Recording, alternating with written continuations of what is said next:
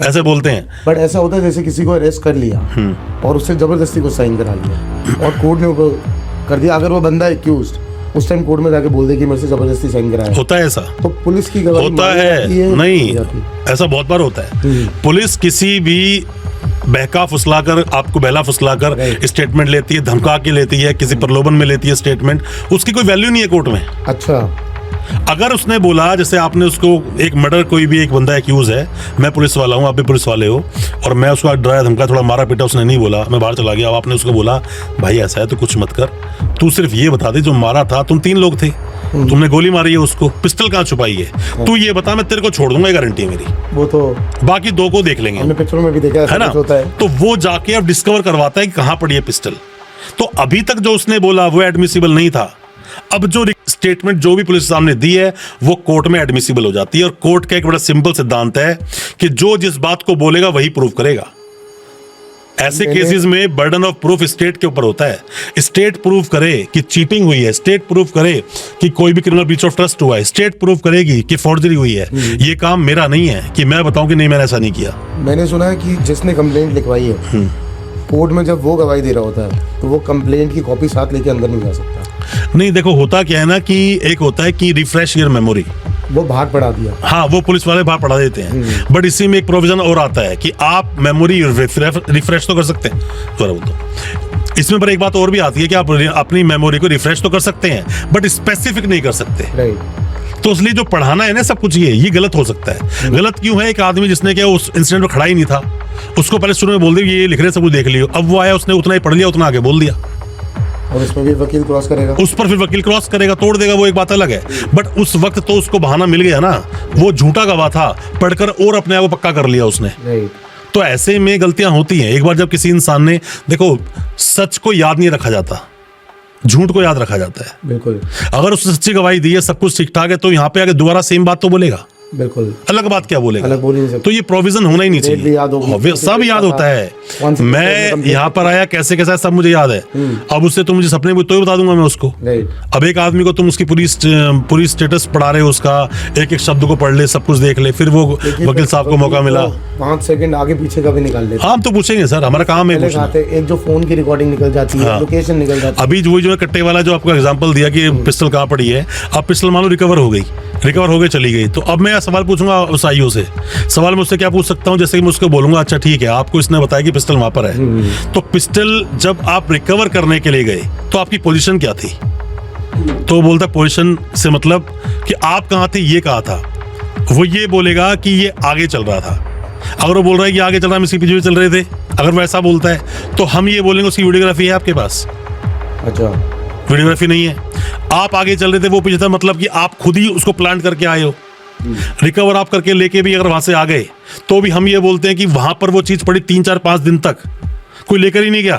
तो इसका मतलब ये है कि अच्छा वकील होना बहुत जरूरी है। देखो अच्छा वकील होना जरूरी है, एक्सपीरियंस होना बहुत जरूरी है, किताबों को पढ़ना बहुत जरूरी है। आप अगर ये बोल देते हो कि नहीं मैं इस जगह पे गया जरूर था पर मैं तो सरिया रखा था, पिस्टल नहीं रखी थी, तो 106 एविडेंस एक्ट बोलता है कि जिसने बोला वही प्रूव करेगा। अब तू प्रूव कर कि तूने सरिया रखा था जाकर वहां पर। तो अगर सपोज करो जैसे कि कोई ऐसा गवाह जिसने गलत गवाही दे दी और वो कोर्ट में प्रूव हो गई ये गलत है, तो क्या उसके खिलाफ भी कोई बिल्कुल होती है। कोर्ट में झूठ बोलना, मिसलीडिंग स्टेटमेंट देना कानूनन अपराध है, जेल आप जा सकते हो। वकील इमीडिएटली ऑब्जेक्शन करेगा और उसके अगेंस्ट एप्लीकेशन लगाएगा, वो आदमी जेल जा सकता है। इसीलिए कोर्ट में झूठी गवाही देने से पहले 5 बार सोच कर जाना।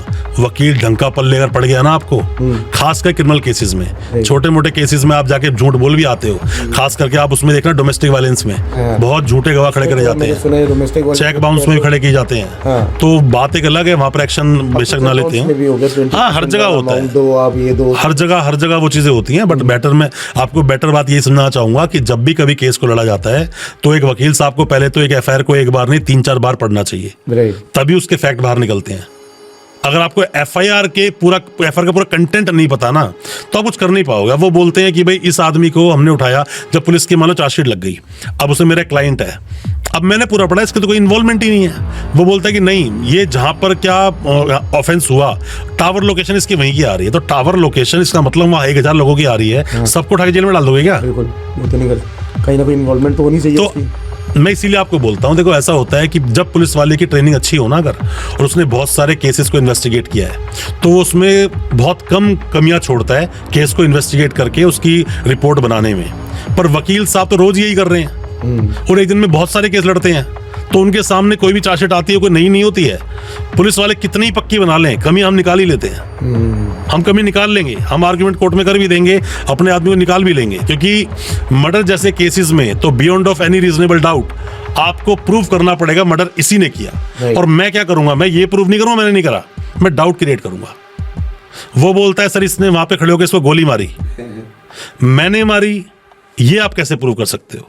कोई आपके पास एविडेंस है, कोई गवाह है, सीसीटीवी फुटेज है? आदमी बोलता है कि इसके सामने देखो, केस ना बहुत अलग अलग तरह के होते हैं। बहुत छोटी छोटी बातों पर सामने वाला फ्री हो जाता है।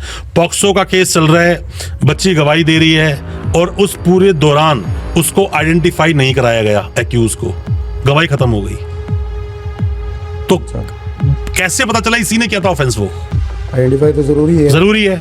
अब मान लीजिए 307 का मामला है, ये 109 बीएनएस का मामला है, जिसे अटेम्प्ट टू मर्डर बोलते हो। अब कोर्ट जब जेल जाते हैं तो जेल में टीआईपी होती है, टेस्ट आइडेंटिफिकेशन परेड। तो जो आइडेंटिफिकेशन परेड जो होती है, ये इसमें एक जैसे बंदे 5-7 लोग खड़े करे जाते हैं, होते हैं ना। अब तुमने टीआईपी कराई नहीं पुलिस वालों ने, तो वो तो अगेंस्ट जाएगा ही फिर पुलिस वालों की।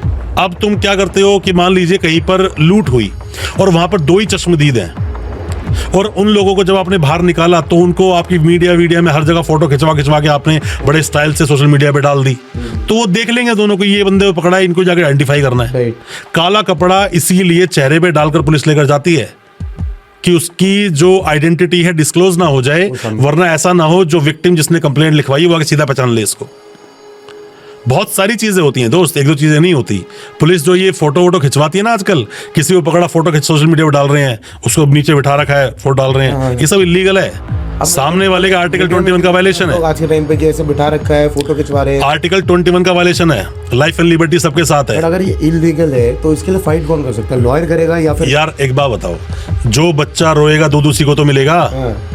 बिना बच्चे के रोए दूध बच्चे को नहीं मिलता है, उसकी माँ भी नहीं जान पाती उसको जरूरत है। लोगों को ये अवेयरनेस। अरे कोई बात नहीं, अगर आपके साथ वकील साहब नहीं है, पैसा आपके पास नहीं है, एक सुमोटो एक्शन भी तो होते हैं। आप एक अच्छी सी कंप्लेंट लिखो अपने हाथ से, क्या क्या आपके साथ हुआ, और पोस्ट कर दो ना आप उसको सुप्रीम कोर्ट को, हाई कोर्ट को, सुमोटो एक्शन हो जाएगा उसके ऊपर। अच्छा, उस पे एक्शन? बिल्कुल एक्शन होगा। आप पूरी लड़ाई को ढंग से तो लड़ो। अगर आपकी पुलिस वाला नहीं सुन रहा है, आपने कंप्लेंट दी फिर भी कार्रवाई नहीं हो रही है, आप जाओ ना उसमें रिट ऑफ मैंडेमस में, आप जाओ, बोले पुलिस वाला भी ड्यूटी से नहीं निभा रहा है, पुलिस वाला पैसे मांग रहा है हम लोगों से, धमका रहा है पुलिस वाला हमें। हर चीज पे एक्शन हो सकता है दोस्त। चीटिंग जैसे जो मामले है ना, ये चीटिंग सीरियस मामले हैं समाज के लिए।